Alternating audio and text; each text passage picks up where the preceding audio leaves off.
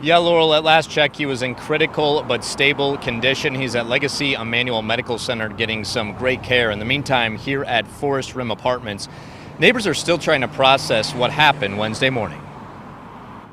A piece of plywood covers the front door of apartment B201 at the Forest Rim Apartments in Tualatin. This is where investigators say 34-year-old Kristafer James Graves opened fire on several Washington County Sheriff's deputies Wednesday morning. I heard shouting. It was pretty bad, I heard shouting, I heard banging, I heard, the next thing a few seconds later, I heard 3 gunshots go off, and then I heard 3 more almost immediately after. Downstairs neighbor Richard Osborne recalls hearing approximately 9 gunshots before he took cover inside his own apartment. Authorities say Graves shot at deputies as they tried to serve him with an eviction notice for not paying May rent or utilities. We're told one deputy was shot multiple times. The others were not hurt.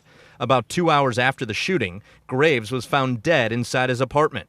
It's unclear if he died from a self-inflicted gunshot wound or return gunfire from law enforcement. I mean, I've seen him on occasion. I never really had any direct interactions with him. Osborne tells us he didn't know much about Graves. In fact, not one neighbor we spoke with did. They all had very little interaction with him. It was just, just in the passing, like, hey, good morning, that was just about it. They didn't really talk much, didn't really have any reason to interact with him. It only adds to the mystery of what happened. A shootout neighbors won't forget anytime soon. Yes, this is very shocking. It's not something you would expect in a neighborhood like this. All right, back out here live, I do want to clarify one thing. It was initially reported by law enforcement that there was some sort of confrontation between Graves and the deputies right before the shooting.